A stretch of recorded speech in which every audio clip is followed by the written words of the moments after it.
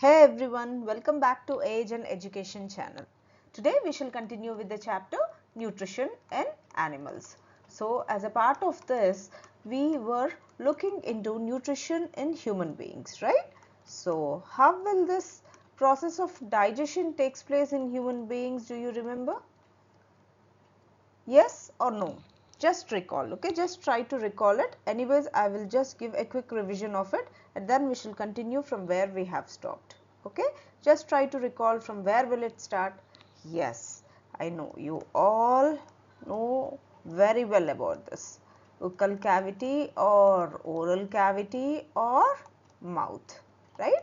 So the food enters the human body through the mouth and here it gets processed with the help of the salivary glands and teeth, right? Teeth, tongue, salivary glands, all this will help in the processing of the food at the mouth level, and from then food enters what? Food pipe, and it is also called as what? Esophagus, right? So the food passes through the esophagus and enters what? It enters stomach, right? So last time we have looked till stomach as how the process of digestion takes place in stomach, right? So later the food enters the small intestine, right? In the small intestine, most of the processing of the food and absorption of the nutrients by the body will take place, and later the rest of the food, the remaining undigested food, will enter the large intestine, and here some more absorption is done, right? Mostly of the water and some other nutrients, and later the undigested food enters into rectum and it is stored there to be sent out through the anus, right? So this process of letting out this undigested food and the waste from our body is called as egestion, right? Okay, so we have finished the looking into the process of digestion till stomach, right? So we will look now into small intestine as how the digestion process takes place in this part of the body, right? The partly digested food from the stomach is called as chyme, and this chyme enters the small intestine, right? And if we have to get into a bit more detail, we can say that it enters the duodenum part of the small intestine, right? Which part of the small intestine? Duodenum part of the small intestine. And this small intestine is a highly coiled body, right? Highly coiled organ. This is important. These facts are important because they may ask you as what is the highly coiled organ in the digestion process, that is involved in the digestion process. Then you have to mention that it is small intestine and it is 7.5 meters long. What is it? 7.5 meters long. Okay. The small intestine receives secretions from where? Secretions from liver and pancreas, alright. Apart from this, it also secretes some juices, right? So not only secretions from liver and pancreas, it also secretes some juices. With all these, what happens? Yes, the further processing of the food happens, right? So the chyme can be further processed using all these secretions. So what happens here? I have mentioned liver and pancreas. So what are the secretions from the liver and pancreas? First of all, what are these liver and pancreas? So we shall look into this. Liver is a gland, right? And it is a reddish brown gland. What is it? It is in reddish brown color. Okay, where will it be? It will be on the upper part of abdomen on the right side. Where is it? Upper part of the abdomen. Okay, on the right side. Okay, these facts are important, as such you should remember, and most importantly, this is the largest gland of the body. What is it? It is the largest gland of the body. So I have mentioned about this secretions, but I haven't yet mentioned what are these secretions, right? So the secretions made by the liver is called as bile juice. What is it?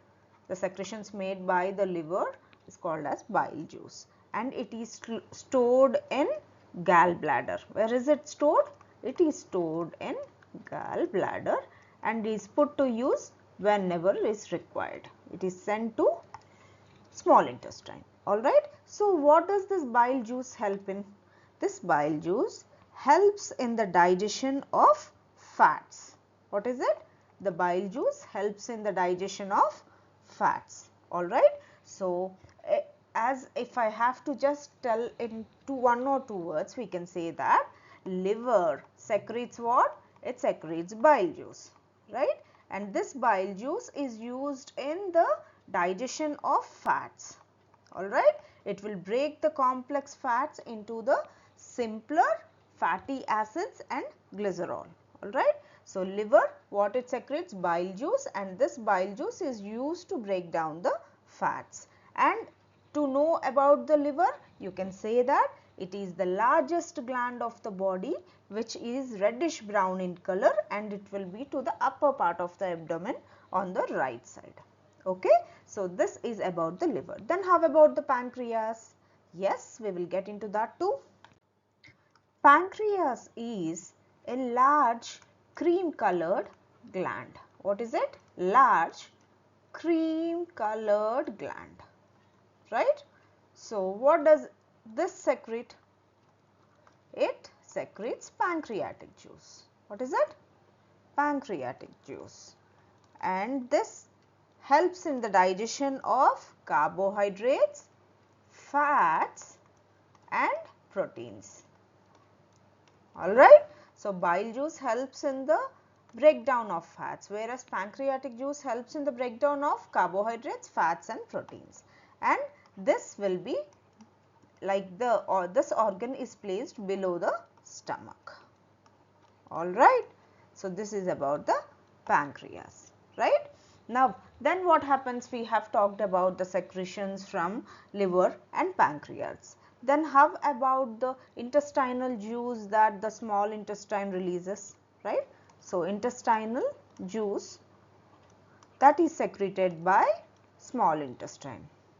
Secreted by small intestine.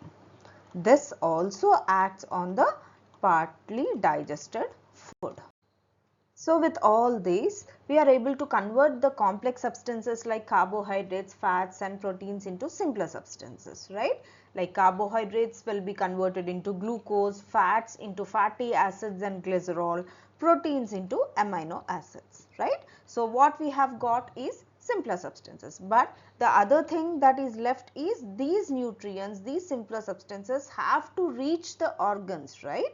So, for this to the small intestine can be used. The function of small intestine is not only to process the food, but also it enables all these nutrients to reach the varied organs of the body, and this process is called as assimilation. Alright. First of all, we shall see how this absorption of the nutrients takes place in the small intestine.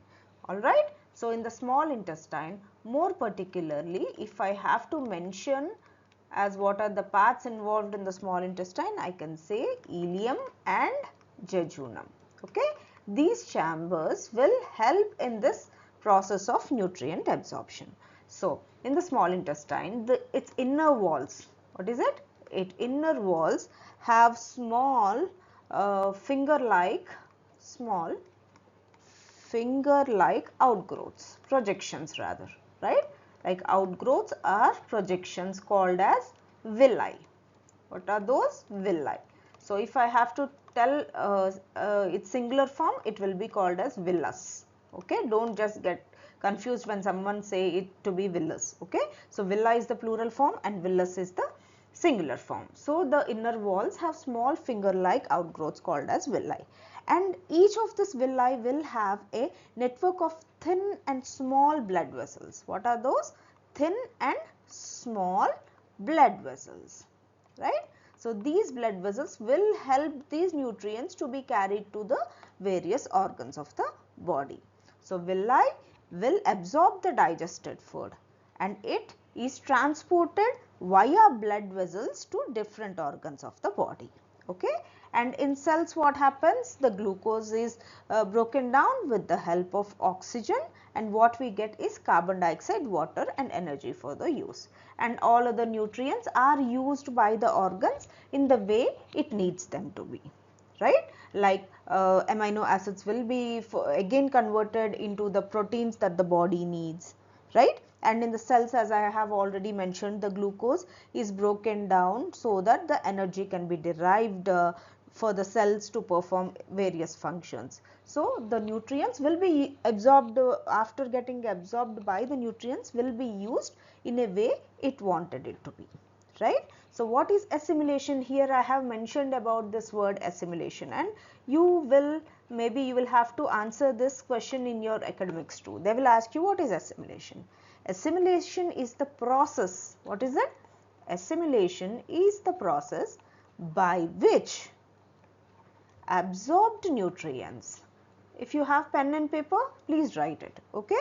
By which absorbed nutrients are transported, are transported by blood and utilized by the body cells, for what? For energy, growth and repair of the body. Okay, I will explain this to you in a clear manner so that you won't have to feel you don't have to get afraid with all the words that are there in this definition. Okay, cells for the energy, growth and repair of the body. Okay, so here what's happening? It is the process by which absorbed nutrients, where the nutrients are being absorbed? In the small intestine. Absorbed nutrients are transported by the blood, that is through the blood vessels, right? So transported by blood and utilized by the body cells for energy, growth and repair of the body.